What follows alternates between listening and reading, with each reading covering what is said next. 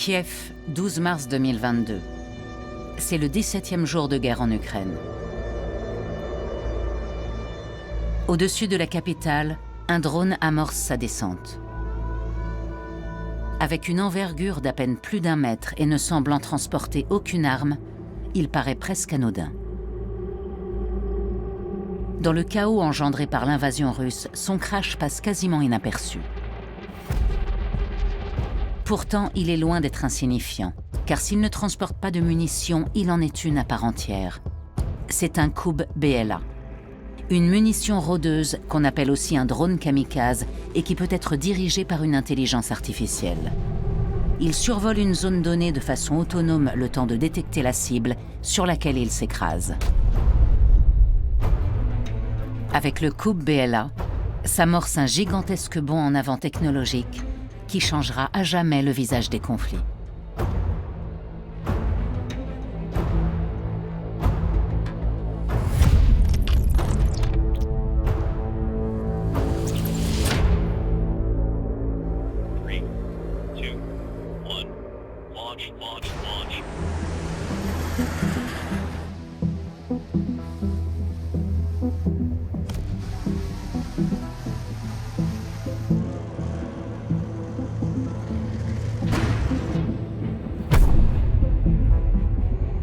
Des opérations militaires rapides comme l'éclair, des attaques de drones autonomes, l'intelligence artificielle dans les airs, en mer et sur terre. Ce qui sonnait hier encore comme de la science-fiction pourrait bientôt devenir réalité. L'intelligence artificielle ne change pas que notre façon de conduire ou de générer des textes. Elle est aussi en train de révolutionner les systèmes d'armement. There is a line that should never be crossed. We must begin negotiations to prohibit autonomous weapon systems. Depuis des années, des experts tentent de nous avertir du risque de perdre le contrôle. Mais voilà, les nouveaux conflits rapportent beaucoup d'argent à l'industrie de l'armement. The danger of AI is much greater than the danger of nuclear warheads, by a lot. Could AI create a situation where a drone can select the target itself? I think we shouldn't allow that. Well, can it be done? Sure. Thanks. The question is how you harness it. He who harnesses the AI will win. It is extremely powerful, and it's going to have to be dealt with. Et ce n'est pas seulement en temps de guerre que nous aurons affaire à ces systèmes. Les pandémies, les troubles sociaux ou les démocraties vacillantes sont le terreau des technologies que seuls les pires scénarios apocalyptiques ont pu nous faire entrevoir jusque-là. L'intelligence artificielle semble avoir initié une nouvelle escalade dans la militarisation des services de police américains, alors qu'ils fonctionnent déjà comme des forces d'occupation extrêmement zélées. Les machines devront résoudre les conflits que les humains sont incapables de résoudre. Où cela nous mènera-t-il? La question fait l'objet de vifs débats. Nous sommes capables de créer des systèmes d'armement, comme nous sommes capables de créer des choses totalement différentes, pour faire face au changement climatique, par exemple. L'être humain s'attend à ce qu'un algorithme soit précis 99% du temps. Et son petit pourcent d'erreur, on ne le lui pardonne pas. Alors qu'on pardonne à un humain qu'il se trompe 40% du temps. Ce serait irresponsable de ne pas développer une technologie qui nous offre une plus grande précision et permet de limiter les pertes civiles. Je ne dis pas que c'est un acquis, mais dans certains cas, elle peut rendre la guerre plus humaine.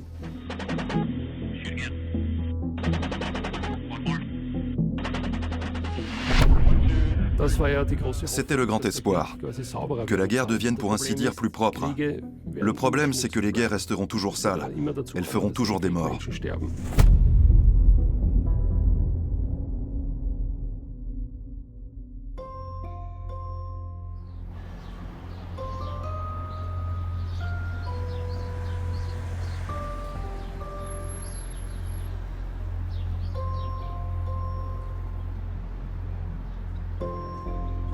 Il y a déjà bien plus d'intelligence artificielle dans le domaine militaire que le profane n'en a conscience.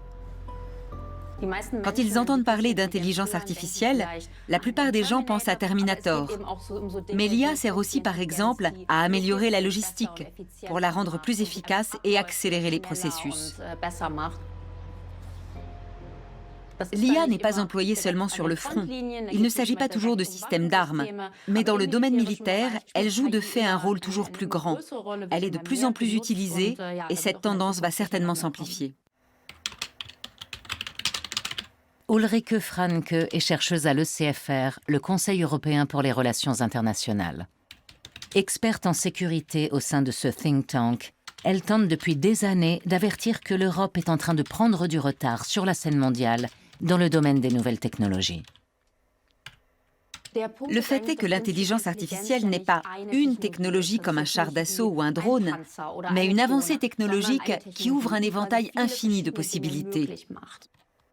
Ce qui est intéressant, c'est que les Européens ont d'abord pensé aux répercussions que l'intelligence artificielle pourrait avoir sur l'économie, le marché de l'emploi et la politique sociale. Alors que les États-Unis, par exemple, ont tout de suite entrevu une question de politique de sécurité. Les discussions entre experts tournent en premier lieu autour de ce qu'on appelle les SALA, les systèmes d'armes létales autonomes. Il s'agit de machines de guerre pouvant repérer et attaquer une cible sans intervention humaine. On les appelle aussi des robots tueurs. Pour l'instant, ils sont rarement tout à fait autonomes, mais la voie est toute tracée. Beaucoup de gouvernements européens sont encore réticents et préféreraient éviter d'utiliser les SALA dans le domaine militaire. Le problème, c'est que le reste du monde le fait. L'intelligence artificielle doit rendre les systèmes d'armes plus rapides, plus précis, plus efficaces, mais cela ne peut se faire qu'au prix d'un contrôle réduit. Les gouvernements ont conscience des risques qu'implique une telle concession, seulement personne ne veut être à la traîne. Sur la scène internationale, l'IA redistribue les cartes. La France en particulier préconise une architecture de sécurité pan-européenne. Pour l'heure, le pays fabrique la quasi-totalité des équipements nécessaires à son armée. Le groupe d'armement français Nexter produit toute une gamme de technologies militaires modernes. Et la branche Nexter Robotics se consacre à la fabrication de robots pour l'armée, les sapeurs-pompiers et les unités spéciales de la police.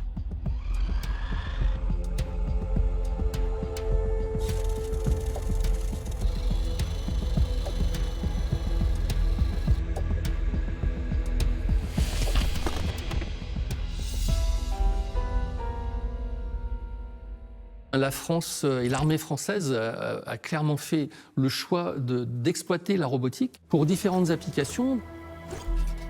Le transport logistique, la reconnaissance, bien entendu des robots armés.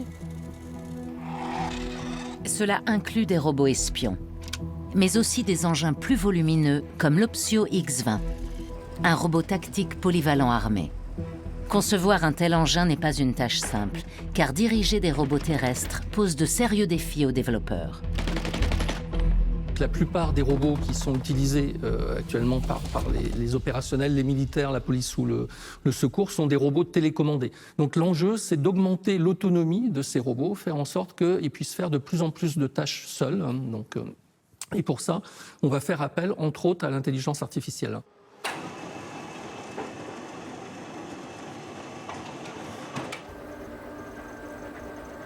La première chose qui peut arriver sur un théâtre d'opération est que le GPS soit brouillé. On considère ça comme un acquis, que le GPS ne va pas fonctionner et que donc le robot sur le terrain ne sera pas capable de se localiser à partir d'un système de navigation global.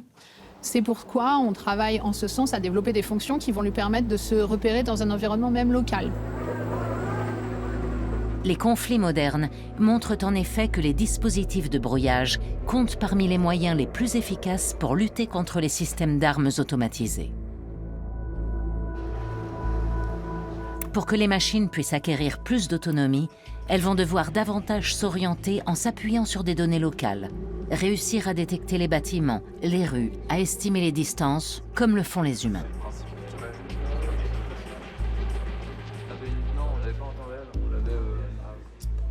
L'idée, c'est bien d'avoir une répartition des rôles entre l'homme et le robot.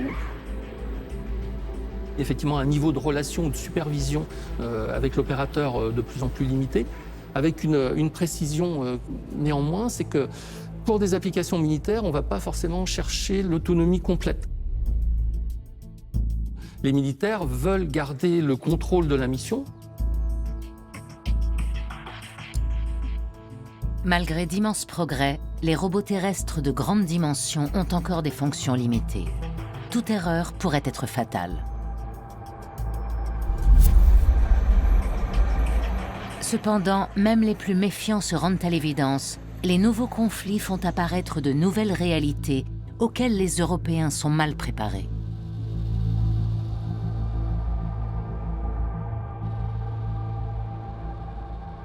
Ce dont on a peur, c'est de la violence. Notre société a grandi après la fin de la Seconde Guerre mondiale dans le rejet de la violence. Quand on en arrive à une escalade, comme actuellement, où nous sommes quasiment en guerre, alors ces nouvelles armes ne sont peut-être plus de la science-fiction pour les soldats qui y ont été familiarisés. En revanche, ça reste quelque chose que la société connaît mal et qu'elle a du mal à accepter. Markus Reisner est colonel de l'armée fédérale autrichienne. Ses analyses précises de la guerre en Ukraine ont fait de lui un expert très demandé. Il a été envoyé dans de nombreuses régions en crise à travers le monde et s'est forgé une grande expérience en matière d'intelligence artificielle en travaillant entre autres pour EMT, une entreprise allemande de fabrication de drones. En 2018, il a publié un livre sur la robotisation de la guerre. Le point essentiel, c'est qu'avec les systèmes autonomes, on réduit le risque pour nos soldats. On réduit les pertes humaines.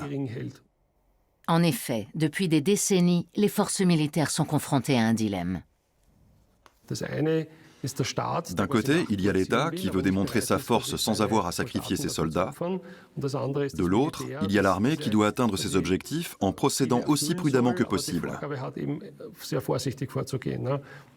C'est là que les systèmes robotisés s'avèrent intéressants, parce qu'ils semblent permettre d'atteindre les cibles sans devoir risquer de sacrifier des soldats.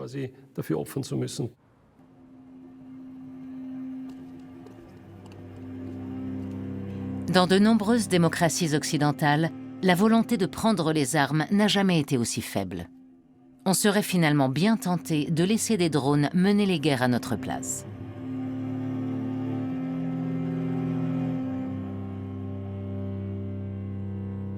Le premier exemple est un système américain, dont les Ukrainiens espèrent qu'il les avantagera considérablement dans la suite du conflit.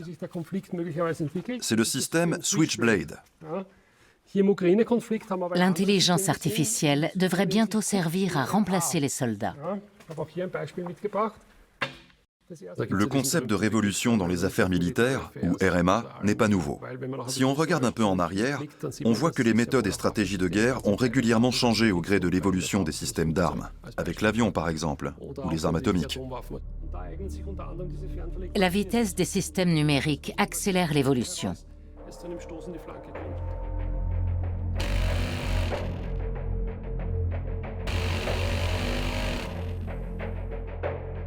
Les systèmes défensifs comme le Phalanx américain, le Iron Dome israélien ou le Mantis allemand réagissent aujourd'hui déjà automatiquement et toujours plus vite aux dangers imminents. L'opérateur humain ne conserve que le pouvoir de désactiver le système en cas de doute. Cela fait gagner un temps précieux. D'autant plus que les drones d'attaque aussi accomplissent d'ores et déjà une grande partie de leur mission de façon autonome. On essaie de programmer le drone de telle sorte qu'il soit en mesure de reconnaître les obstacles en vol. Il se déplace de façon autonome dans les airs et se signale à l'opérateur, qui le prend en charge et déclenche les armes. Immédiatement après, l'opérateur rend son autonomie au drone, qui rentre de lui-même à la base, tandis qu'on lance le suivant. Mais on voit bien que c'est un processus insidieux par lequel l'être humain est de plus en plus relégué au second plan.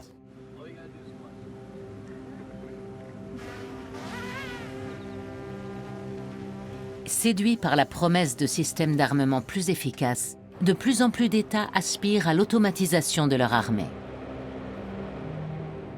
Pour les puissances mondiales, il s'agit de conserver leur leadership. En matière de développement de l'intelligence artificielle, ce sont encore les États-Unis qui mènent le jeu. AI is going to change the way we teach, learn, and help solve challenges like disease and climate change. We'll see more technological change in the next 10 years than we've seen in the last 50 years.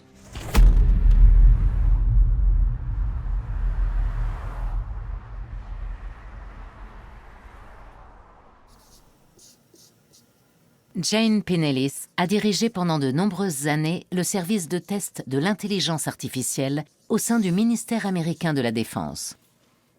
Aujourd'hui, elle travaille au laboratoire universitaire de physique appliquée Johns Hopkins, un institut de recherche proche du Pentagone. Quand on parle d'intelligence artificielle, il faut avant tout se mettre d'accord sur la définition qu'on en donne. On peut dire qu'un système qui n'utilise l'intelligence artificielle que pour certains aspects de son fonctionnement est simplement un système autonome. Pour moi, cela relève déjà de l'IA, et on y a recours dans l'armée depuis plus de 70 ans. Quand on donne une destination à une torpille, elle se débrouille pour l'atteindre. Aujourd'hui, on sait programmer des machines pour qu'elles identifient des schémas et des données. Les machines peuvent ainsi identifier les camions ou d'autres types de véhicules dans divers contextes, divers scénarios. On entre dans une ère où les machines, devant plusieurs actions possibles, sont capables de choisir la conduite appropriée. C'est le cas du drone israélien Harpy. On lui désigne une direction, couvre cette zone, et dans cette zone, il peut, sans aucune intervention humaine, localiser les radars ennemis et les détruire.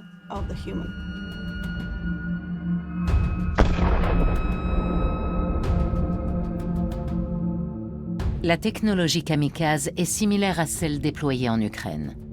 Pourra-t-elle un jour être combinée à un logiciel de reconnaissance faciale?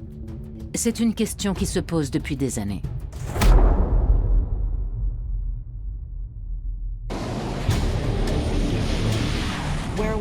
Ce que nous recherchons maintenant, ce sont des perceptions autonomes, des machines capables de raisonner.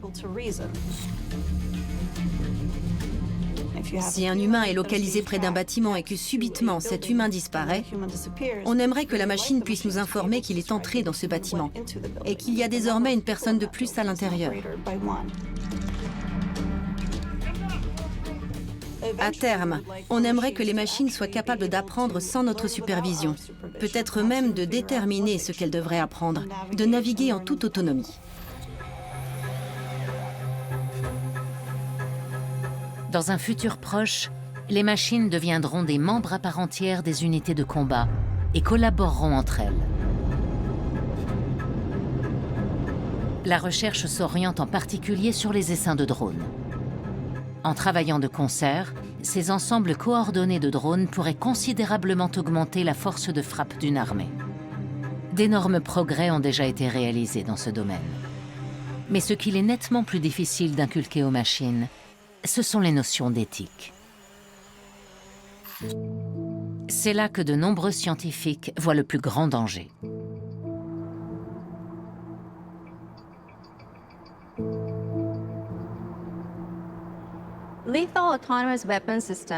Les systèmes d'armes létales autonomes peuvent servir à porter physiquement atteinte aux êtres humains d'une façon indigne et à très grande échelle.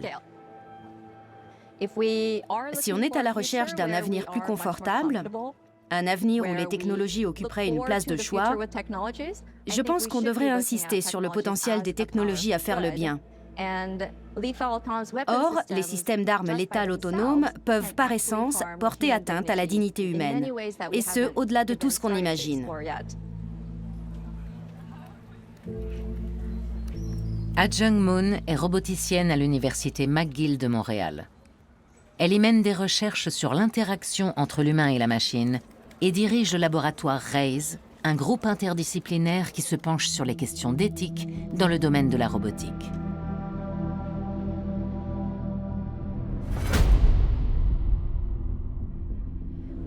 Quand on considère l'acte de tuer une personne,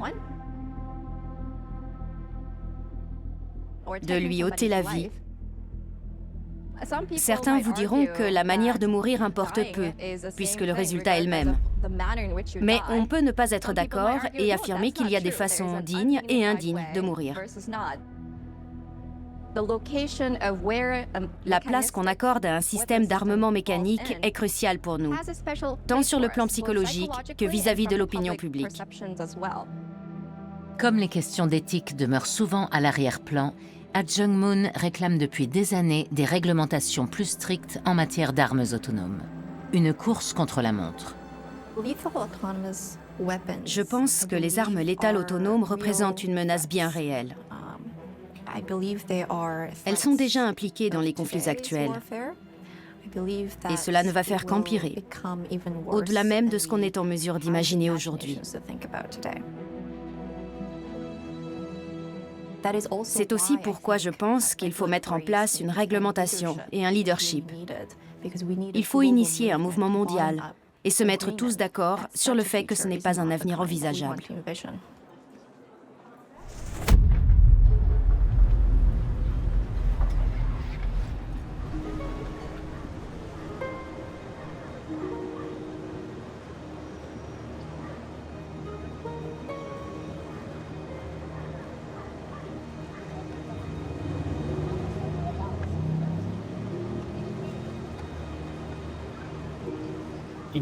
Beaucoup de gens disent que ce n'est pas une arme, parce que ça ne tue pas.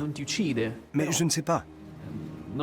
Peut-être que la distinction est d'ordre philosophique plus qu'autre chose, parce que l'arme n'est pas la balle que tu reçois, mais l'instrument qui dit à la balle où aller. Il y a une zone grise, mais c'est une zone grise qui fluctue en fonction des valeurs de la société qui utilise ces instruments. Alberto Pelliccione est le cofondateur de Reacta, une entreprise de cybersécurité qui a été rachetée par IBM. Reacta utilise l'intelligence artificielle pour stopper les cyberattaques. Nous travaillons aussi bien avec des institutions qu'avec des entreprises, dans le secteur financier et dans le secteur public. Peu importe le type de client, ce qui nous intéresse, ce sont ses attentes. L'intelligence artificielle nous aide à construire le profil de l'infrastructure informatique, à comprendre comment elle fonctionne et à identifier en premier lieu tout ce qui est normal et ensuite ce qui ne l'est pas. Donc il s'agit d'identifier les attaques sans avoir besoin d'en connaître la nature au préalable. Alberto Pelliccione est convaincu que l'IA peut rendre le monde plus sûr. Mais il en connaît aussi les dangers. Il a travaillé pour l'un des fabricants de logiciels de piratage les plus connus d'Europe. Hacking Team était une agence qui développait des vecteurs d'infection, autrement dit des logiciels espions. Ils pouvaient être installés sur des ordinateurs, des téléphones ou des serveurs pour collecter des informations. C'était un outil d'espionnage. Ça pouvait être des fichiers reçus, des messages, des emails, des clichés pris par l'appareil photo intégré, la position GPS, tout ce que peut générer un appareil.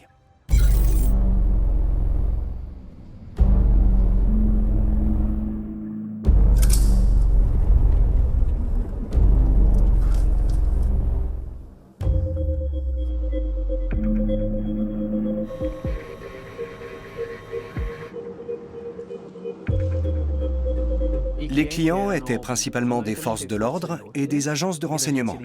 Et notre produit était utilisé pour des opérations de sécurité nationale, de contre-terrorisme, de contrôle du trafic d'êtres humains ou du trafic de drogue. Pendant les 3 premières années, j'avais la sensation, et pas seulement moi, je crois que je peux parler au nom de toute l'équipe, que nous faisions quelque chose de bien. Qu'on faisait partie d'une structure qui contribuait à rendre la société meilleure, ou tout au moins plus sûre.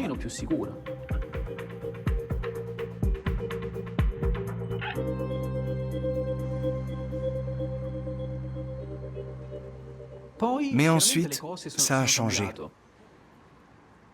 Parce que le marché a changé.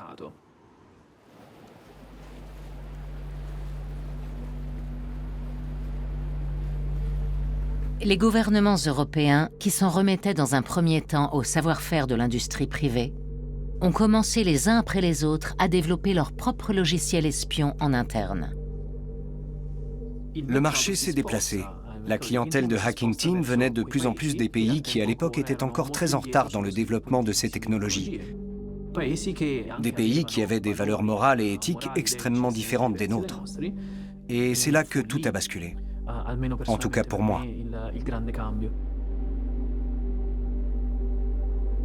De plus en plus d'articles dénoncent le lien entre les logiciels Hacking Team et des opérations menées à l'encontre d'activistes et de journalistes.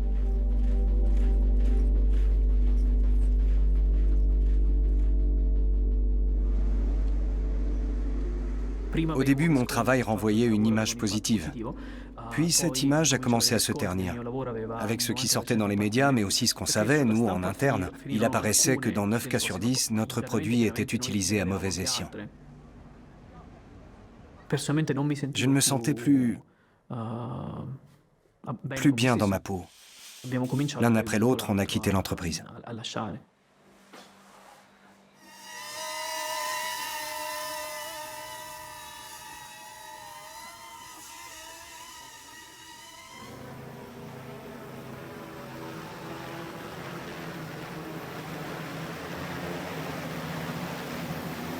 Comme il y a 10 ans avec le marché des cyberarmes, une vague de changements déferle avec le marché de la robotique, accélérée par une nouvelle situation sécuritaire.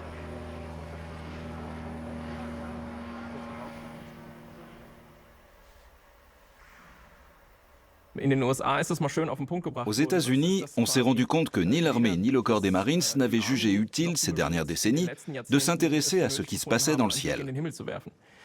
Quand ils entraient en action, il était clair que le ciel appartenait aux Américains.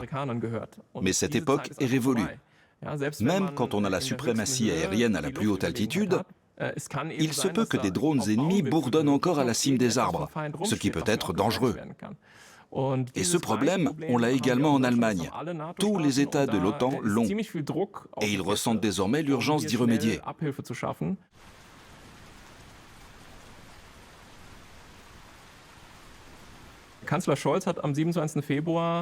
Le 27 février 2022, le chancelier Olaf Scholz a annoncé un tournant décisif. Mais il n'a pas expliqué comment ce tournant devait s'effectuer.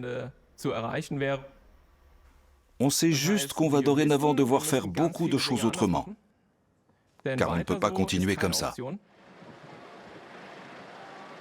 Concrètement, cette histoire de tournant a entraîné la constitution d'un fonds spécial de plus de 100 milliards de dollars. Mais il faut imaginer les forces armées allemandes et le ministre fédéral de la Défense comme un gigantesque tanker, que le ministre de la Défense, Boris Pistorius, voudrait faire changer de cap. Il appuie de toutes ses forces sur le gouvernail pour le faire tourner de quelques degrés. Reste à savoir combien de temps il faudra à ce tanker pour s'engager véritablement dans cette nouvelle direction. Nous savons, et nous pouvons le dire avec certitude, qu'injecter 100 milliards d'euros dans ce fonds spécial pour l'armée allemande ne garantit pas que ce tournant sera pris. L'Allemagne se voit reprocher sa lenteur à changer de mentalité. Longtemps, elle ne s'est pas perçue comme une grande puissance militaire, contrairement à d'autres.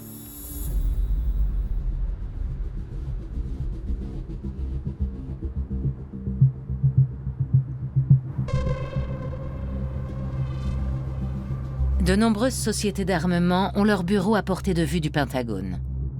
Parmi elles, Shield AI.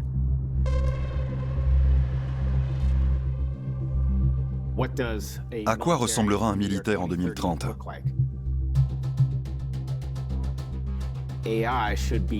On imagine que l'IA sera aux commandes d'absolument tout. Les avions, les destroyers, les croiseurs, les porte-avions et les sous-marins seront probablement tous pilotés par une intelligence artificielle. Créée en 2015 avec un capital de 100 000 $, Shield AI est une start-up américaine spécialisée dans l'armement. Brandon Seng est l'un de ses fondateurs. Shield AI est en train de mettre au point le meilleur système de pilotage par IA du monde. Qu'est-ce qu'un pilotage par intelligence artificielle ? C'est une navigation où l'intelligence artificielle est seule aux commandes de l'aéronef. C'est plus ou moins la même technologie que la conduite automobile autonome appliquée au domaine de l'aviation. L'IA exécute une mission de façon complètement autonome. On lui donne une tâche de haut niveau et elle trouve le moyen de l'exécuter.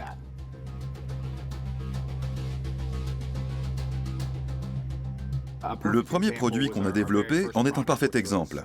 Un quadcopter équipé d'une intelligence artificielle de pilotage appelée HiveMind. Quand le drone pénètre dans un bâtiment où les signaux GPS et radio ne passent pas, on perd plus ou moins rapidement la communication avec lui, selon la taille du bâtiment. HiveMind le fait passer par les portes et fenêtres. Dès que la communication est rétablie, il transmet ce qu'il a vu aux hommes qui attendent d'entrer dans le bâtiment. Pour faire ça, l'IA fusionne et traite les données relevées par le très grand nombre de capteurs et détermine lui-même la marche à suivre. Ancien Navy SEAL, Tseng a fait tailler son produit sur mesure pour l'armée. On a réfléchi aux différentes missions qu'une intelligence artificielle de pilotage pourrait accomplir et on a mis au point le quadcopter pour la reconnaissance dans les bâtiments. On en a beaucoup parlé avec des marines qui avaient servi à Fallujah en Irak au début des années 2000. S'ils avaient eu cette technologie, cela aurait pu changer la donne. L'armée mesure aujourd'hui les avantages que peut leur offrir une intelligence artificielle de pilotage.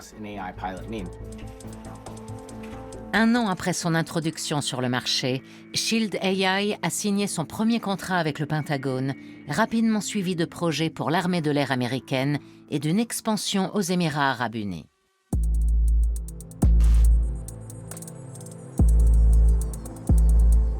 À présent, l'entreprise projette d'intégrer ces intelligences artificielles de pilotage dans des avions de chasse.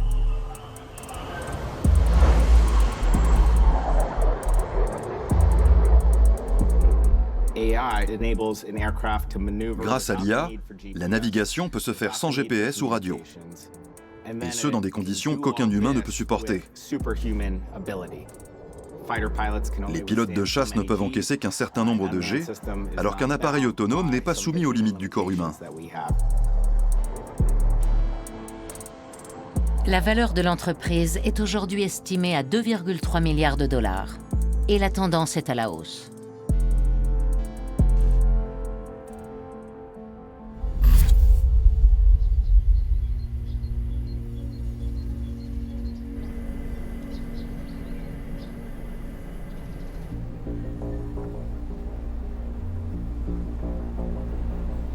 Tandis qu'aux États-Unis, d'innombrables programmes d'IA existent déjà, l'Europe, et en particulier l'Allemagne, s'était jusque-là montrée réticente. Pourtant, les Allemands conçoivent déjà des produits très demandés dans des technologies similaires. À Ulm, on travaille aux yeux et aux oreilles de futurs systèmes d'armement. Ici, le tournant est bel et bien amorcé, aussi bien d'un point de vue technologique que financier. Hensoldt développe des technologies visant à détecter des signaux dans le spectre électromagnétique. Des signaux lumineux, donc des images, des signaux émis par des radars, des signaux de communication. Les capteurs Hensoldt sont présents dans de nombreux systèmes d'armement, des chars d'assaut aux hélicoptères, en passant par les avions et les installations de protection des frontières. L'entreprise construit également d'imposants radars pour les navires de combat. Les plus connus des systèmes d'armement qui intègrent la technologie Hensoldt sont l'avion de chasse Eurofighter et l'Iris-T SLM, un missile anti-aérien utilisé notamment en Ukraine. Depuis le début de la guerre, le cours des actions Hensoldt a grimpé en flèche et bat maintenant tous les records. Un succès consolidé avec des technologies toujours plus modernes. L'intelligence artificielle joue un rôle très important pour nous. Notre commerce consiste à capter des signaux et à traiter des données. Et pour traiter des données, on a toujours, depuis des décennies, utilisé des algorithmes. L'intelligence artificielle, ce sont des algorithmes encore plus rapides et plus intelligents. La capacité de l'IA à traiter plus vite les données, et donc aussi à mieux analyser des signaux inconnus, est essentielle pour l'avenir du groupe d'électronique militaire et de défense. En effet, avec d'autres entreprises comme Airbus et Dassault, Hensoldt travaille déjà à l'avion de chasse de demain.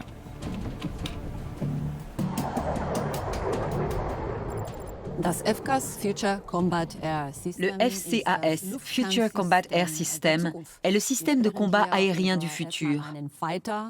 On parle là d'un avion de chasse de la 6e génération.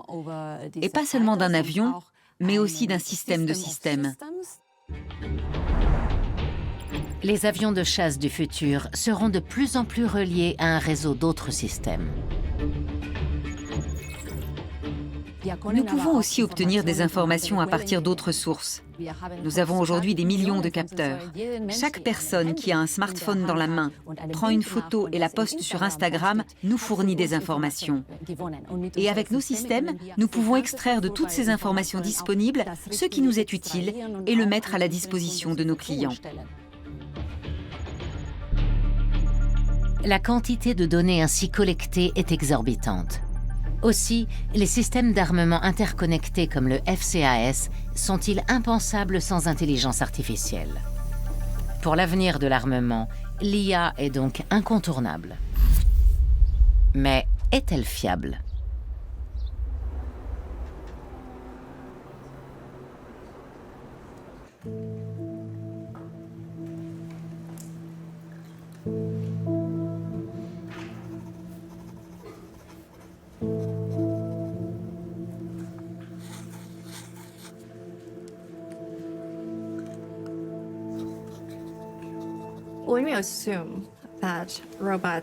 Quand on part du principe que les robots suivent infailliblement les instructions, on part aussi du principe que le monde réel est aussi clair et limpide que les environnements de simulation.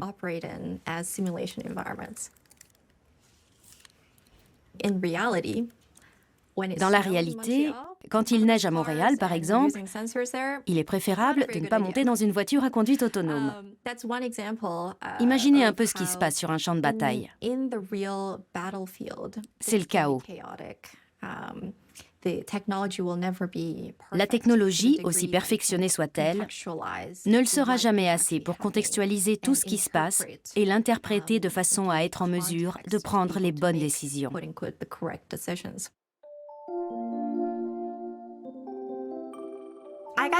Toute petite déjà, je m'intéressais à la technologie.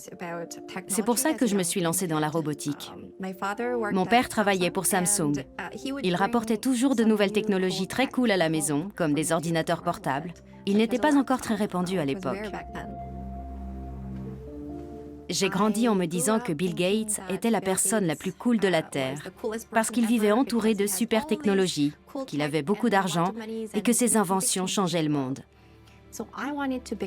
Je voulais devenir ingénieur et concevoir des robots, être la PDG d'une grande société de robotique qui équiperait tous les foyers en robots.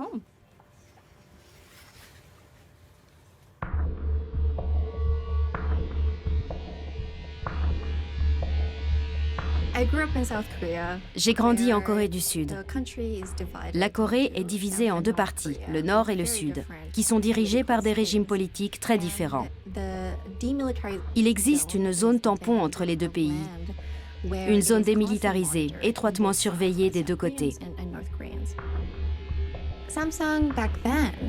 Vers la fin des années 70, la branche TechWin de Samsung a développé un dispositif de surveillance qui était braqué sur la zone démilitarisée 24 heures sur 24 pour repérer les Nord-Coréens qui essayaient de passer au Sud.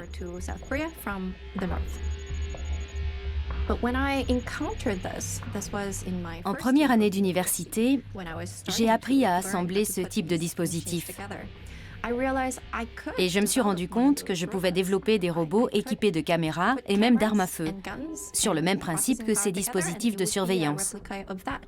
Et je ne voyais pas en quoi c'était mal.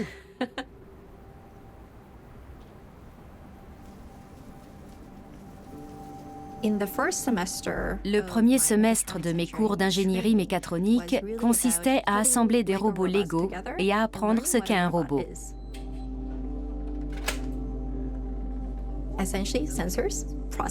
On gère principalement des capteurs et des actionneurs. J'ai constaté que je pouvais construire des choses très bizarres sans que personne ne me fasse de réflexion.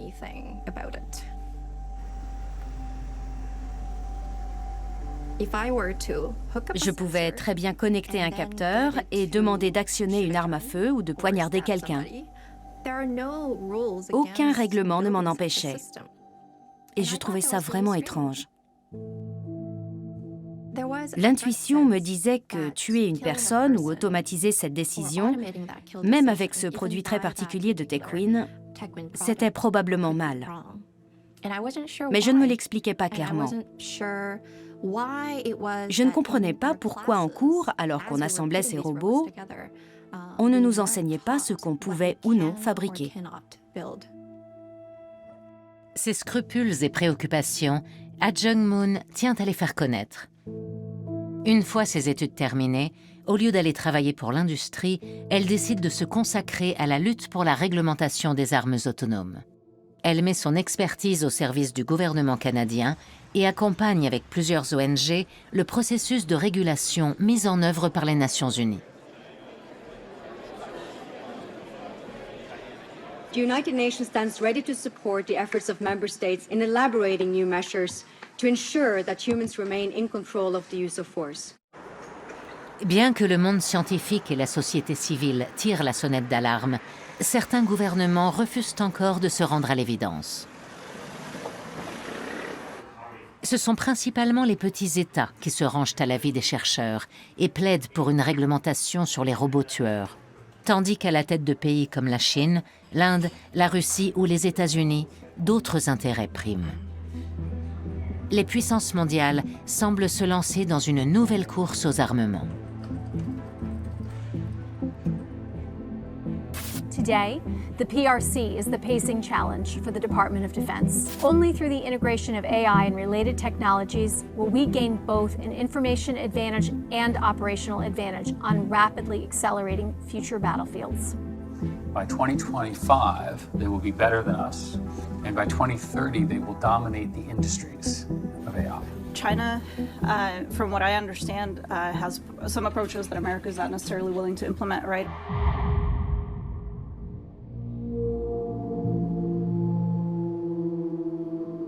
Le concept de robot tueur génère des craintes, mais elles ne sont pas encore d'actualité. Je pense qu'il n'y a probablement pas lieu de nous en inquiéter pour l'instant. Ce qui est le plus à craindre aujourd'hui, c'est la vitesse des avancées technologiques de nos adversaires, d'autant qu'elles se font peut-être aux dépens de toute considération éthique. Ne pas développer une telle technologie, c'est prendre un énorme risque, celui de voir nos adversaires nous dépasser et mettre au point des outils qui leur permettraient de prendre très rapidement des décisions fondées sur un grand nombre de données. C'est donc, à mes yeux, un danger bien plus menaçant que de mettre en service une technologie qui n'est pas encore complètement aboutie. Ce qui m'inquiète, c'est qu'on ne soit pas prêt à temps. Je ne pense pas qu'on doive être nécessairement les plus rapides, mais il faut qu'on le soit suffisamment. On doit faire mieux surtout.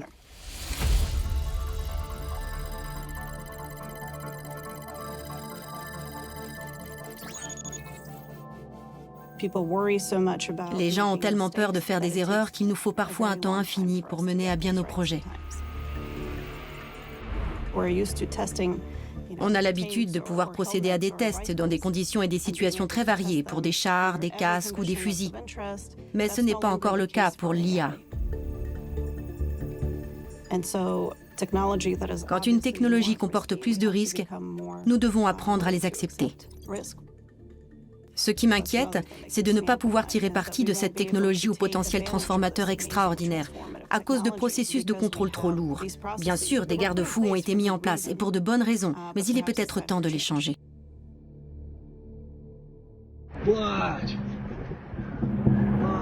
Ukraine, 17 mars 2023. C'est le 387e jour du conflit. Ces explosions sont provoquées par des drones kamikazes russes de fabrication iranienne. Depuis des mois, les Russes tentent de faire plier la population et détruire les infrastructures de l'autre côté du front.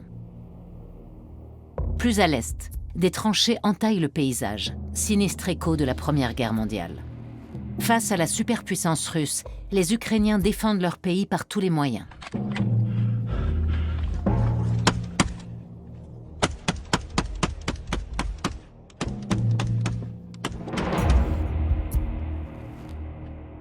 Drones et robots disponibles dans le commerce deviennent des engins de guerre.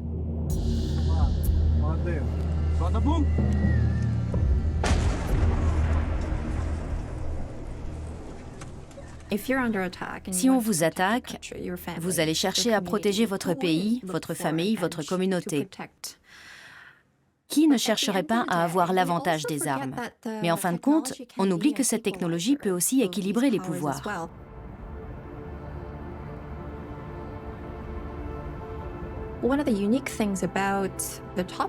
Alors que la fabrication d'une arme nucléaire nécessite des substances physiques spécifiques qu'on peut tracer,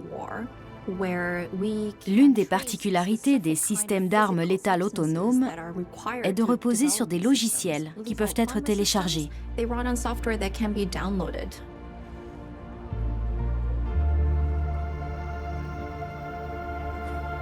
Il suffit d'une connexion Internet ou d'un quelconque moyen de partage pour déployer n'importe où dans le monde un système d'armement autonome. Comment voulez-vous que des experts contrôlent ça?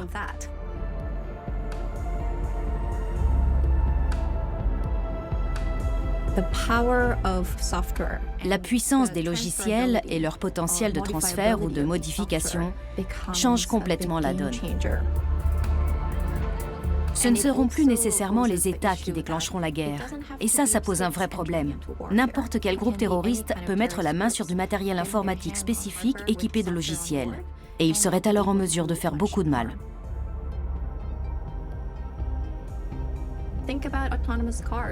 Voyez les voitures autonomes. N'importe qui peut en pirater le système et s'en servir pour transporter des bombes ou des armes dans une ville très peuplée. Qui pourrait l'en empêcher ?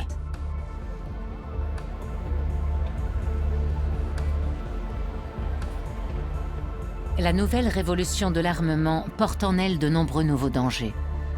Les logiciels intelligents rendent la technologie plus accessible, mais aussi plus vulnérable. Et si un jour, ce n'était plus seulement nos machines qui se faisaient pirater, mais aussi notre cerveau?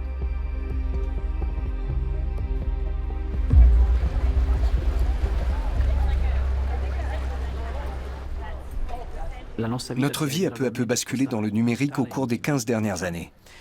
Notre smartphone en sait plus long sur nous que n'importe quelle personne de notre entourage. Et ça pose un gros problème.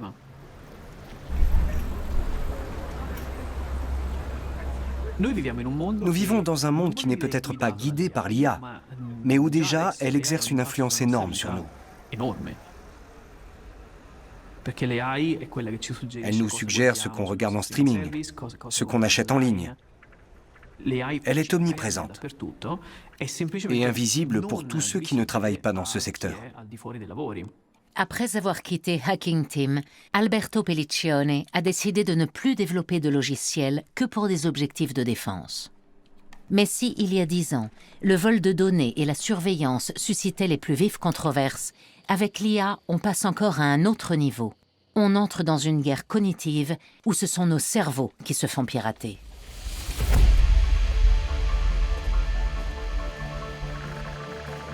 Le concept n'est pas nouveau.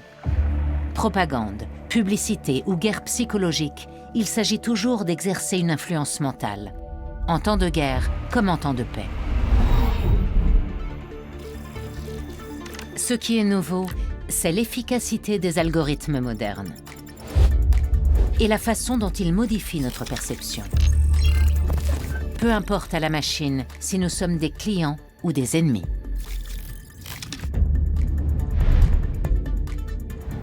Brain is and will be the 21st century battlescape in many ways. End of story. Ciblage, hypertrucage, deepfake, de la désinformation générée par l'IA. L'être humain devient un ensemble de données dont se nourrit un algorithme insatiable. In the 21st century, warfare is about winning the information, the decision space, either before or during a conflict. This is the deciding factor.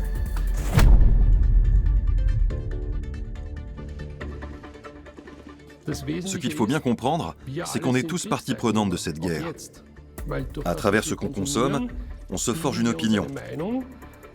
Et à travers cette opinion, on influence la direction que prennent les choses. Plus l'algorithme en sait long sur nous, mieux il peut nous influencer. Ce n'est pas un hasard si les États très peuplés où l'on protège assez peu les données font partie du peloton de tête dans la course au développement de l'IA. La Chine est probablement l'un des pays qui consacre le plus de ressources à l'étude de l'intelligence artificielle, avec des résultats extraordinaires. Si on veut créer des algorithmes à partir de ce que font les gens, la population chinoise qui dépasse le milliard d'habitants représente un formidable réservoir de données. Avec ça, les développeurs peuvent concevoir des algorithmes extrêmement complexes. Des modèles complexes du comportement humain ouvrent la voie à de nouvelles façons de faire la guerre. Aujourd'hui déjà, l'armée chinoise envisage d'employer l'IA pour annexer Taïwan sans violence. Lawmakers from Taiwan's ruling party accuse China of conducting so-called cognitive warfare through its social media to influence young people here. These regimes actively conduct influence operations to erode our confidence in democratic institutions and freedom. La Russie aussi connaît l'efficacité de l'arme psychologique. Elle insinue le doute en Europe dans le but d'ébranler l'opinion occidentale vis-à-vis de l'Ukraine et de nous dissuader de lui livrer des armes.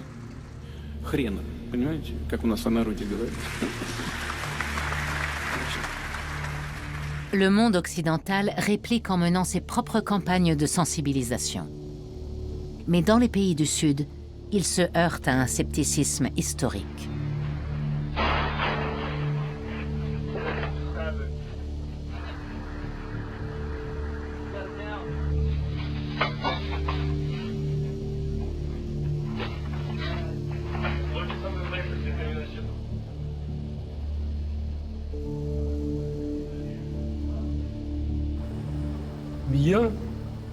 Nous, les membres de la communauté de valeurs occidentales démocratiques, nous avons tendance à considérer nos guerres comme propres. Mais ceux qui sont touchés ne voient pas forcément les choses de la même façon. Et le résultat, on l'observe encore et encore.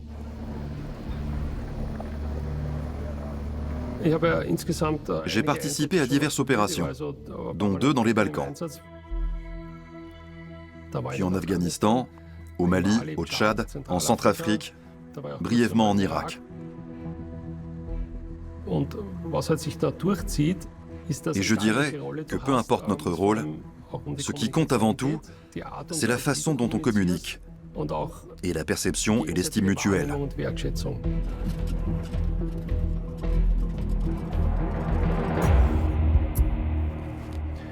En Afghanistan, par exemple, il y a eu un moment où je me suis rendu compte que la clé, on devait la chercher dans la situation matérielle et morale de la population locale, si on voulait pouvoir un jour être en mesure de pacifier ce pays d'une manière ou d'une autre. À l'époque, j'étais dans les psyops. Le but de ces opérations psychologiques, c'est d'essayer de comprendre comment l'autre pense et quels sont les leviers possibles pour le convaincre que notre présence est positive.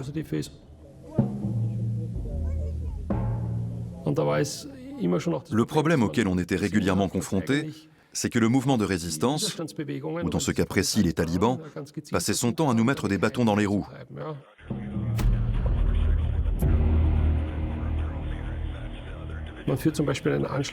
Quand un État a envoyé des militaires conduire une attaque, sachant qu'il n'est pas prêt à accepter des victimes dans ses rangs, les soldats sont obligés de prendre leur distance avec la population.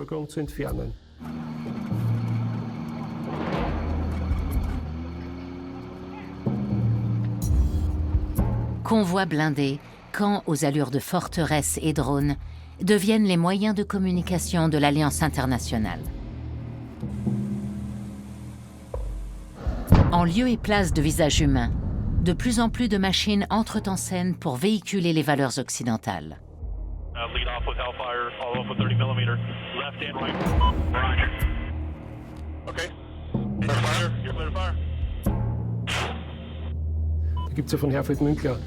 Herfried Münkler a utilisé une expression très pertinente.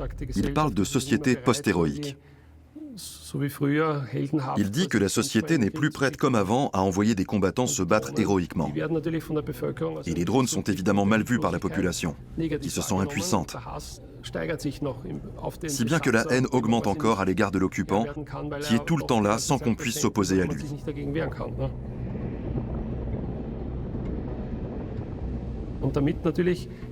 Résultat, un fossé se creuse entre la population et l'occupant, toujours plus profond.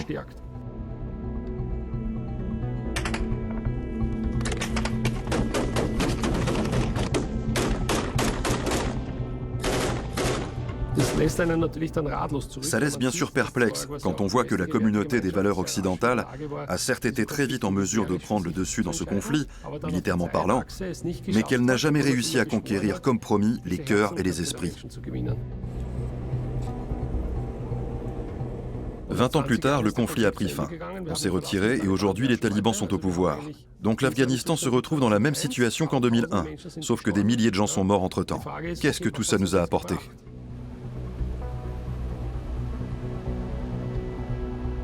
Les interventions militaires semblent prouver que les systèmes autonomes ne sont pas adaptés pour résoudre des conflits durablement.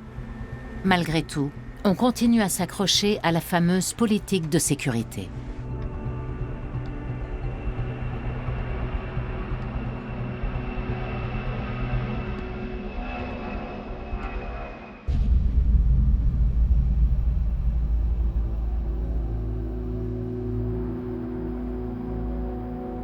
« 23 février 2021, dans le Bronx.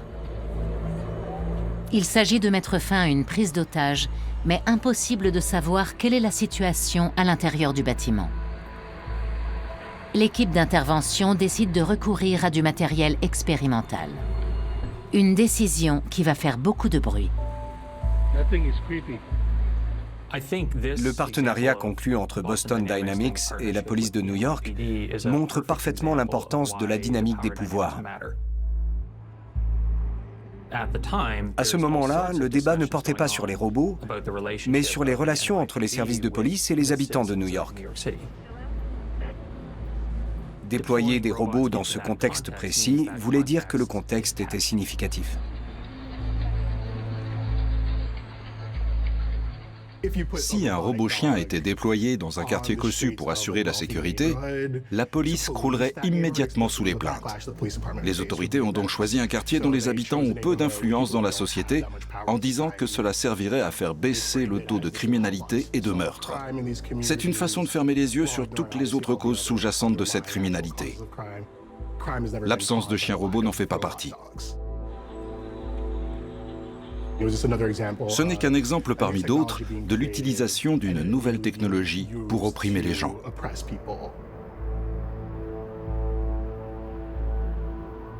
Si on veut vraiment mettre nos robots au service du bien et en faire quelque chose de foncièrement positif, ce n'était peut-être pas le meilleur moment et le meilleur endroit pour le faire. Je pense que c'est une des raisons pour lesquelles il est bon d'en débattre. Il faut que les services de police se posent la question de la pertinence de déployer un robot dans tel ou tel contexte.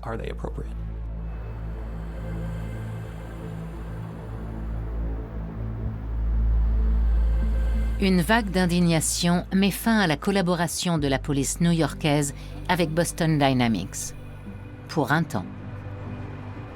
Mais d'autres services de police emploient déjà cette technologie, y compris en Allemagne.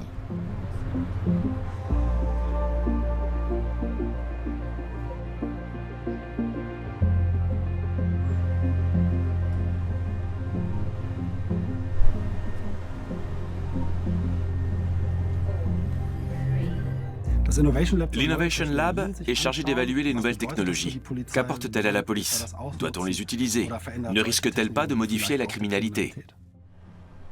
L'importance de l'intelligence artificielle ne cesse d'augmenter au sein de la police de Rhénanie du Nord-Westphalie, surtout en matière d'analyse de données. Mais on y teste aussi le robot Spot de Boston Dynamics, le modèle qui est entré en action dans le Bronx.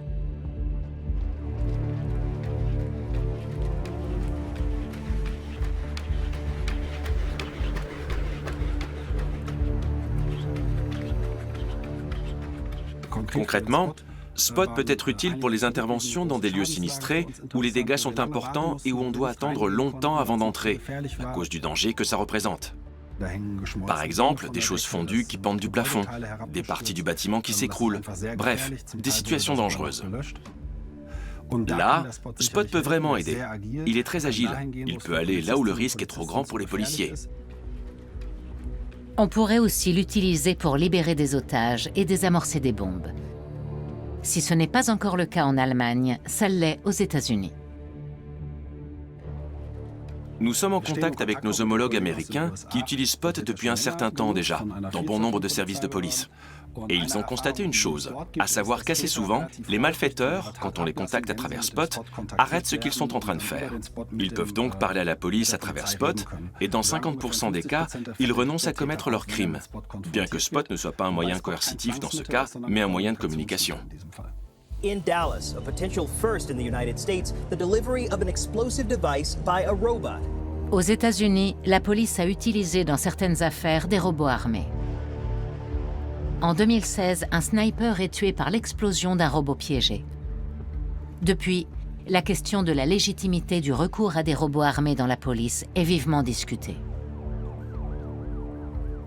Il faut comprendre que Spot est utilisé dans des contextes très différents aux États-Unis et ici, en Rhénanie du Nord-Westphalie. Quant à savoir si on peut équiper un robot d'armes non meurtrières ou moins meurtrières, la décision doit bien sûr venir à la fois du monde politique et de la société. Mais ça n'a jamais été notre objectif premier. Les robots qui marchent ont le potentiel d'aider considérablement la police à l'avenir.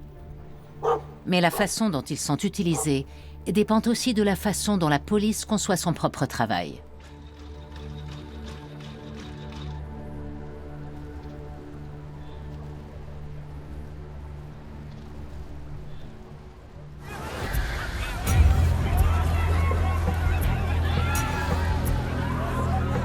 They were peacefully protesting!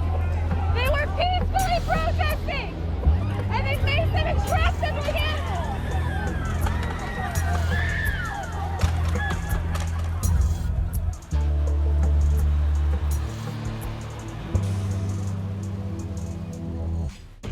Je me souviens des enfants, des familles qui sortaient de leur appartement en courant pour échapper au gaz lacrymogène. Je les ai vus lancer du gaz lacrymo sur une vieille dame. J'étais à la tente médicale en train d'essayer de protéger les gens.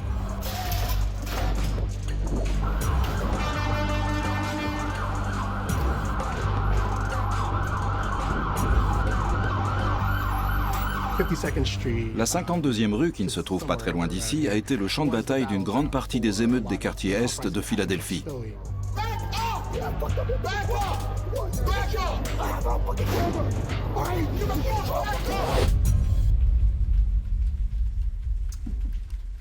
Je m'appelle Akin et vous écoutez C'est la Révolution. Bienvenue pour une nouvelle semaine de fun. Akin Ola est activiste, podcasteur et rédacteur indépendant. Pour lui, entre la police et la communauté noire américaine, le courant ne passe plus. Aux États-Unis, racisme et maintien de l'ordre sont indissociables, comme on a pu le voir lors des émeutes qui ont suivi la mort de George Floyd. Les policiers frappaient les gens devant les caméras. Ils ont aspergé tout mon quartier de gaz lacrymogène. La police s'est révélée telle qu'elle est, et telle qu'elle a toujours été en tant qu'institution. Tous les jours, elle harcèle, frappe et tire sur les Noirs de façon disproportionnée.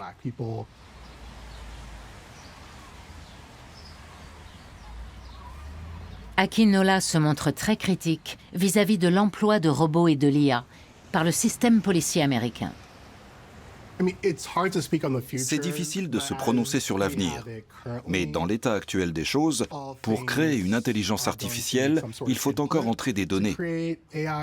Mais si ces données sont biaisées, le comportement de l'IA le sera aussi.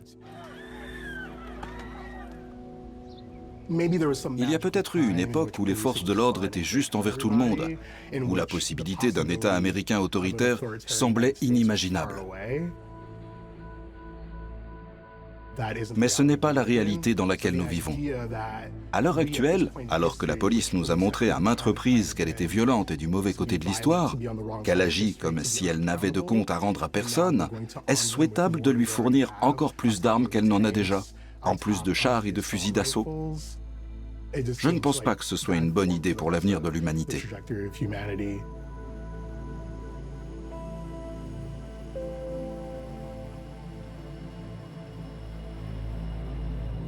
La police américaine est connue pour se procurer volontiers à la fois du matériel et du personnel dans l'armée. Cela influence sa manière de résoudre les conflits. Et l'armée entretient des liens étroits avec l'industrie de la robotique, particulièrement à Philadelphie. Ghost Robotics est l'un des fabricants les plus connus de robots quadrupèdes. Si en 2020, Boston Dynamics faisait le buzz avec sa vidéo de robots dansant, en 2021, Ghost Robotics dévoile un robot chien portant un fusil de précision sur le dos.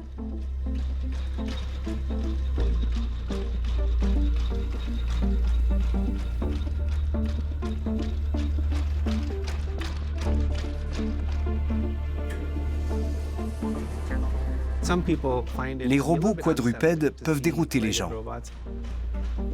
Ils leur rappellent leur chien, sans en être vraiment. Les mouvements ne sont pas les mêmes, et cela peut créer un sentiment de malaise. Mais c'est juste une étape de développement. On va rendre leurs mouvements plus fluides. À terme, ils ressembleront plus à des chiens.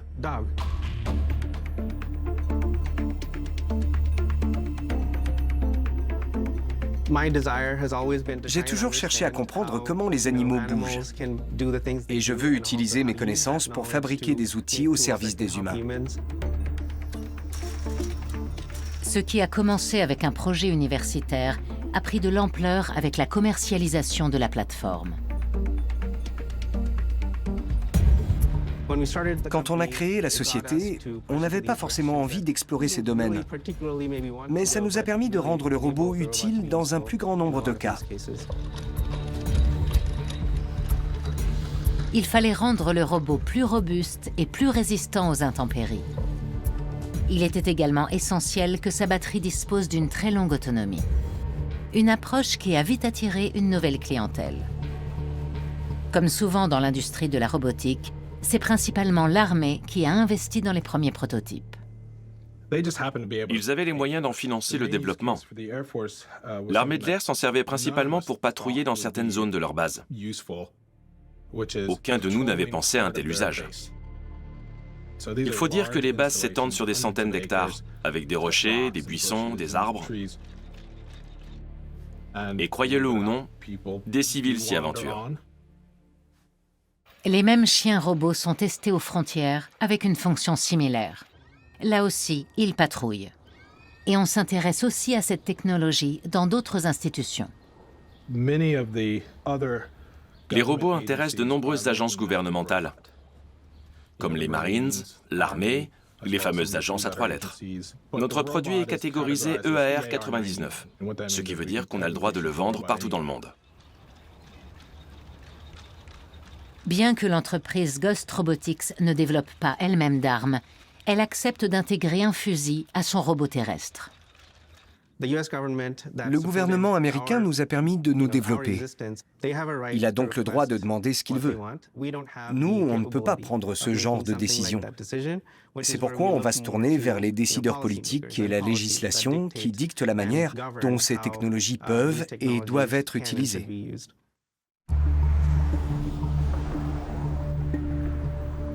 À quelques minutes en voiture de Ghost Robotics, se trouve le Pennsylvania Convention Center, où en mai 2022 se tient la conférence internationale sur la robotique et l'automatisation. C'est le grand rendez-vous annuel des acteurs de la branche.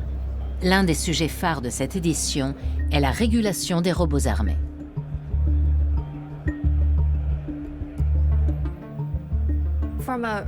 Du point de vue des roboticiens, la régulation semble toujours être un processus extrêmement lent. Je pense que l'industrie robotique ne demande pas mieux qu'une réglementation qui lui donnera une certaine légitimité pour avancer. Une fois le cadre posé, ils pourront toujours se défendre si les choses tournent mal, en disant « Nous avons respecté toutes les conditions réglementaires ». Activistes, scientifiques et même certains représentants de l'industrie se montrent favorables à des réglementations. Pour eux, les négociations onusiennes sont un échec. The malicious use of AI systems for terrorist, criminal or state purposes could cause horrific levels of death and destruction, widespread trauma, and deep psychological damage on an unimaginable scale. Entre 2017 et 2022, il y a eu quelques avancées. On a réussi à se mettre d'accord sur une série de principes directeurs pour une potentielle gestion de ces systèmes. Mais une fois ces principes posés, on en est resté là. Les États membres n'ont pas accepté de poursuivre le débat. Aujourd'hui, il n'existe aucun traité pour nous empêcher de développer ou d'utiliser ces technologies.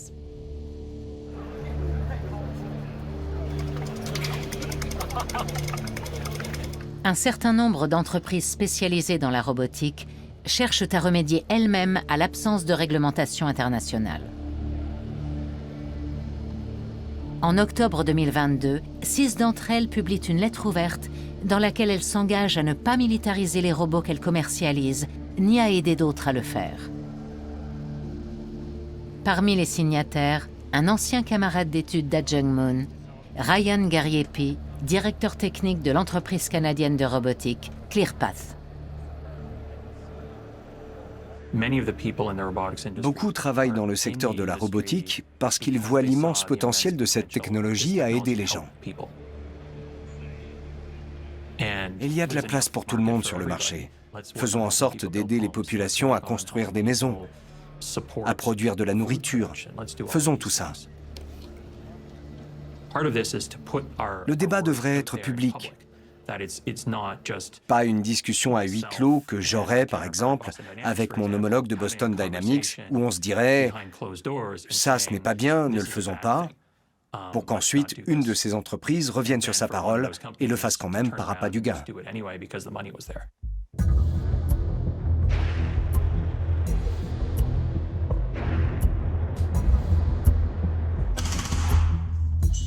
Des vidéos de robots armés pouvant être construits moyennant quelques milliers d'euros seulement circulent déjà sur Internet. Souvent, il s'agit de robots du fabricant chinois Unitree qui ont été armés a posteriori. Le risque existe, et ça s'est déjà produit. Vous savez, ces 6 entreprises de robotique sont parmi les plus avancées au monde. On se doute bien de ce que les gens font ou peuvent faire avec nos robots. Mais ce n'est pas la même chose si c'est fait par des gens qui bricolent dans leur garage que si ça sort de nos chaînes de montage.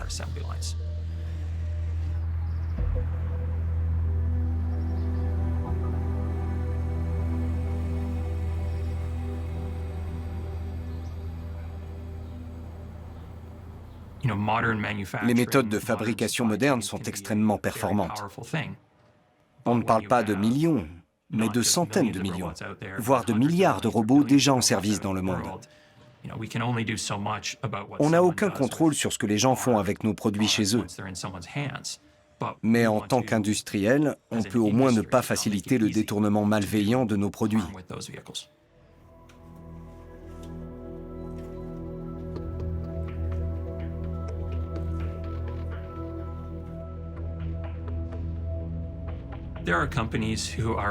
Certaines sociétés sont un peu plus enclines à armer leurs produits ou à soutenir les gens qui arment leurs produits.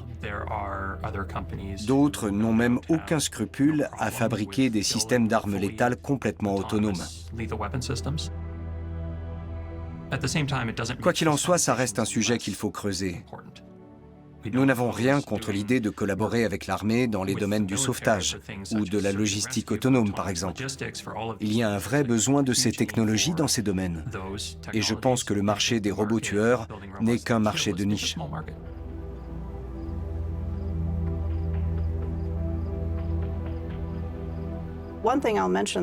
Je tiens à dire, parce que c'est très important, que le ministère de la Défense n'utilise pas l'IA exclusivement pour l'armement. D'ailleurs, les domaines qui concentrent le plus gros de nos efforts n'ont rien à voir avec l'armement.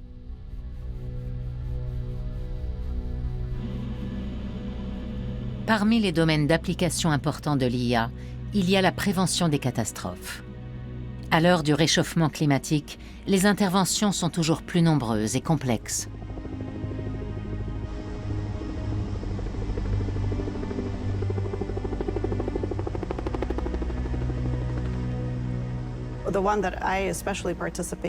J'ai eu l'occasion de participer à une mission de lutte contre les incendies, un fléau qui touche particulièrement la Californie.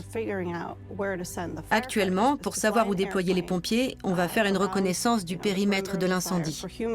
Pour ça, il faut survoler la zone et relever manuellement les données sur une carte pour les retranscrire sur une autre carte une fois au sol. Ce procédé prend des heures entières. Et pendant ce temps, l'incendie progresse. L'un des premiers projets sur lesquels on a travaillé consistait à faire voler un drone au-dessus de l'incendie.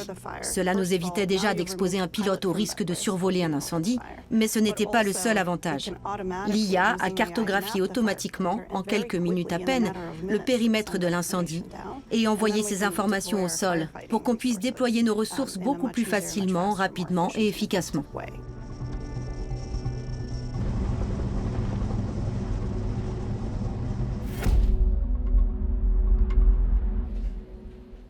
Cette technologie est omniprésente au ministère de la Défense. Dans le domaine de la guerre, certes, mais pas seulement. Dans beaucoup d'autres domaines aussi. L'un des arguments en faveur du développement de cette technologie est que dans certains cas, elle peut rendre la guerre elle-même plus humaine. Si par exemple, on arrive à mettre au point un système capable d'être plus précis qu'un humain, on pourrait réduire considérablement le taux de pertes civiles. On pourrait aussi développer un système plus fiable qu'un humain, capable de prendre des décisions très rapidement en traitant des données provenant de multiples capteurs. Je pense que c'est de l'ordre du faisable.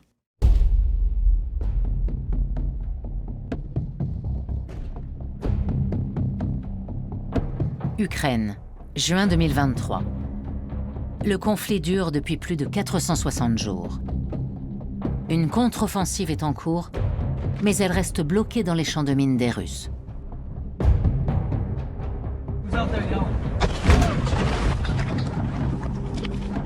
Les chars ukrainiens y sont des cibles faciles pour l'artillerie, les hélicoptères et les drones kamikazes.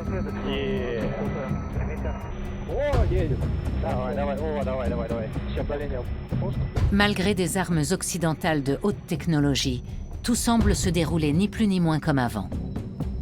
Des gens meurent, des gens tuent, et les machines les aident. Les guerres resteront toujours sales. C'était le grand espoir des 20 dernières années, que la guerre puisse devenir plus propre, grâce au recours à des systèmes d'armement de précision, possiblement équipés d'une certaine intelligence. Mais quand on regarde ce que les soldats subissent sur place, on voit que la guerre n'a pas changé. Ce dont beaucoup de gens ont pris conscience, et particulièrement en ce moment avec la guerre en Ukraine, c'est que la modernisation de la guerre avait beau présenter des avantages pour l'un ou l'autre camp, selon qui avait pu se munir des dernières technologies, au bout du compte, la guerre reste sale. On meurt et on souffre tout autant qu'il y a des siècles.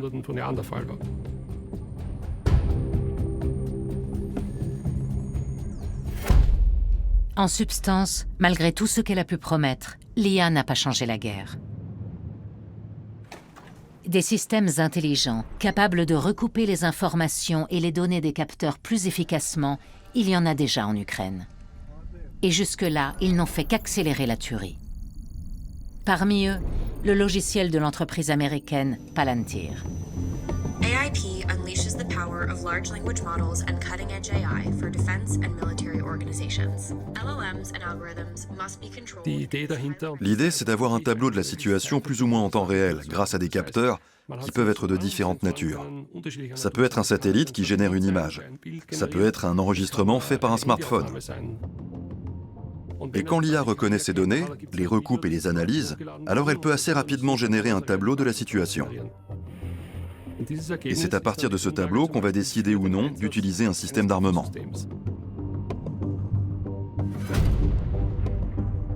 Our role in Ukraine has been widely discussed. Won't say that much about it, but the old way of targeting where you don't use, where algorithms aren't used is clearly a failure. If you go into battle with old school technology, even if you're spending $65 billion a year and you're highly accomplished warfighters like Russia, and you have an adversary that knows how to install and implement digitalized targeting and AI, you obviously are at a massive disadvantage. Les logiciels de ciblage permettant de localiser et de viser des cibles sont de puissants outils. Mais les algorithmes nécessaires sont extrêmement complexes et difficiles à entraîner, car ils doivent suivre d'innombrables règles, militaire, éthique et relative au droit international. Pour prendre une décision sur le terrain, on obéit à des règles, mais aussi à des principes. Le principe de proportionnalité, de discernement, le principe général d'humanité qui nous incite à pardonner ou à avoir pitié. Une machine a-t-elle la capacité de faire ça? Elle n'est pas douée de raison. Elle évalue les situations comme peut le faire un circuit intégré. Elle va tirer sur la cible jusqu'à ce qu'elle l'ait anéantie. Pour éviter que la machine ne fasse des erreurs catastrophiques, un être humain doit toujours avoir le dernier mot. La responsabilité de tuer ou de laisser en vie lui revient. L'IA doit se limiter à aider les militaires à repérer leurs cibles. On reproche souvent à l'intelligence artificielle moderne l'extrême difficulté que l'on a à comprendre comment elle en arrive à telle ou telle décision. Quand on conçoit ces systèmes, on doit s'assurer que les humains puissent comprendre ce qui se passe, comprendre le contexte dans lequel l'arme est déployée et avoir la possibilité d'intervenir au besoin. Le processus doit se faire à l'échelle du temps humain, de manière que cela ait un sens pour nous. On ne peut pas se contenter de dire « à tout moment, une personne humaine doit être là pour prendre la décision finale ». Quand l'idée est précisément d'avoir une machine autonome ou de recourir à l'intelligence artificielle pour aller plus vite, c'est un peu absurde que quelqu'un soit présent pour dire oui ou non, parce qu'alors on perd de la vitesse.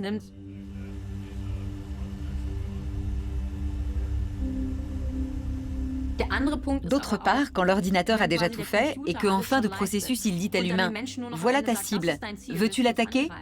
On n'est plus du tout dans le meaningful human control. Le contrôle humain perd tout son sens, car l'humain n'est pas en mesure d'évaluer les informations que lui fournit l'ordinateur. Comment l'humain peut-il remettre en question les conclusions d'une IA sans savoir comment elle en est arrivée à ces conclusions ?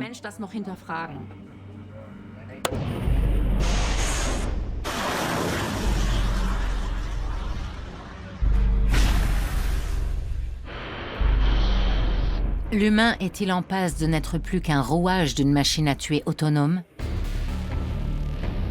Va-t-il perdre toute capacité à contrôler la machine, à s'opposer à ses décisions? Il semble crucial de développer un mécanisme de protection. Sans cela, les conséquences seraient désastreuses. Je ne me dis pas qu'on se dirige vers un scénario à la Terminator. J'ai suffisamment de soucis avec les humains pour me préoccuper de science-fiction. Et mes préoccupations n'ont rien à voir avec une super-intelligence artificielle aux intentions malveillantes. Ce n'est pas ce qui m'inquiète le plus. Ce que je crains, ce sont plutôt les flash wars, les guerres éclairs.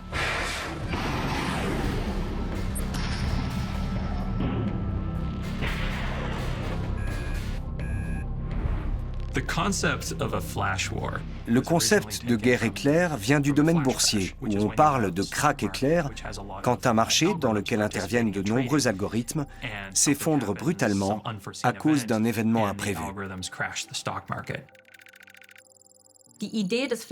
L'idée derrière le concept de Flash Wars, c'est qu'à l'avenir, si des États employaient des systèmes d'armement très autonomes, donc où le contrôle humain est très réduit, on pourrait se retrouver dans une situation où les systèmes d'armement des divers pays interréagiraient et déclencheraient une guerre ou un conflit militaire qu'on ne voulait pas déclencher.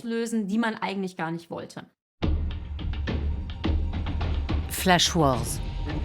La perte de contrôle totale. Des guerres d'une vitesse foudroyante. Un scénario cauchemardesque dont nous devons à tout prix empêcher qu'il se réalise. Les risques que comporte l'évolution technologique n'échappent pas aux grandes puissances. Mais l'escalade des tensions pourrait faire monter d'un cran le niveau de danger, au niveau nucléaire.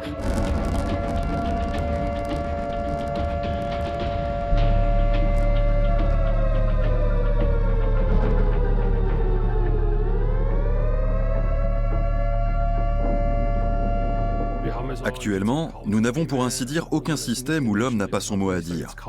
Je dis pour ainsi dire parce qu'en réalité, il existe des systèmes qui ont été développés pour le cas où l'homme ne pourrait plus exercer ce contrôle, à la suite d'une attaque nucléaire par exemple, et ce depuis plus longtemps qu'on ne l'imagine. Les Russes ont mis au point le système Perimeter. L'idée était que si les Américains utilisaient l'arme nucléaire contre eux, même dans le cas où l'ensemble de la population russe serait anéantie, le système pourrait déclencher de lui-même une contre-attaque. Ce mécanisme de riposte autonome, surnommé Dead Hand ou main morte, remonte à l'Union soviétique et serait encore pleinement fonctionnel. Or, la menace nucléaire ne fait que s'aggraver avec les nouveaux systèmes d'IA. Par exemple, on peut imaginer que l'IA, combinée à des systèmes de détection perfectionnés, pourrait potentiellement rendre les océans transparents.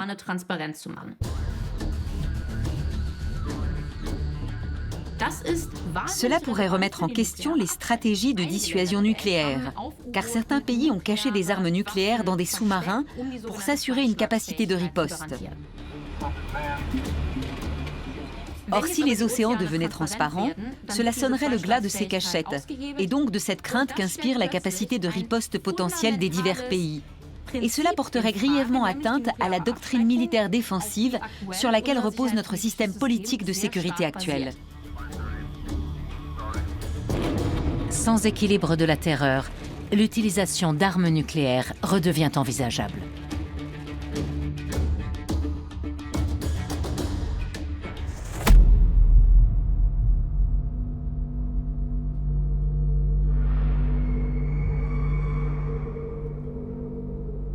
On est face à un dilemme. D'un côté, il y a la course à l'armement. Si les autres possèdent un système supérieur au nôtre, on ne veut pas rester en rade. Alors on fait tout pour les égaler, voire les surpasser. Et on se retrouve dans une spirale infernale dont il est très difficile de ressortir. De l'autre, il y a la raison. Il n'y a que l'entendement humain qui puisse dire « Stop, attention, on est en train de développer des choses qu'on ne contrôle plus ».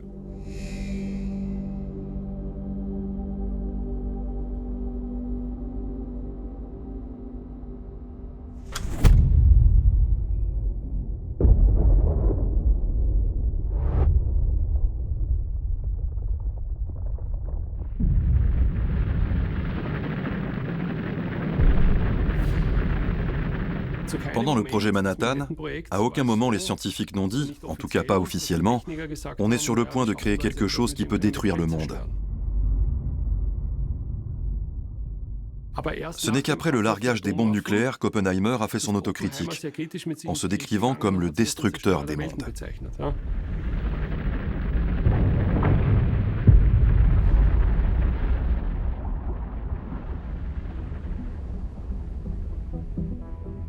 Le problème, c'est qu'on ignore quelle influence l'intelligence artificielle exercera dans les guerres, mais aussi dans la société de façon générale. L'IA est l'un de ces domaines de recherche auxquels il est impossible de renoncer. Parce que les bénéfices qu'on peut en tirer sont énormes. Ou on coexiste, ou on s'extermine.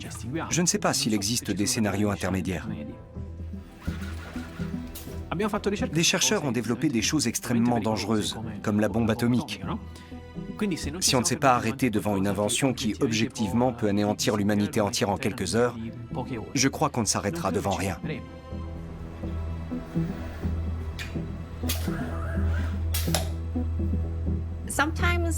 Il y a des situations où tout le monde a une part de responsabilité. Mais affirmer ça, c'est dire aussi qu'aucun être humain ne peut être tenu comme seul responsable. Quand il s'agit de systèmes d'armement, je pense qu'il n'y a pas un responsable. D'un point de vue plus pratique, on devrait avoir une sorte de boussole morale qui fait que l'on ne concevrait et développerait des choses que de manière responsable. Il faudrait aussi un leadership capable de diriger l'élan qui va de la base vers le sommet, dans telle ou telle direction, en disant « Vous savez quoi ? On va dire qu'on est responsable de cette décision que l'on prend collectivement pour pouvoir nous engager tous ensemble dans la bonne direction. »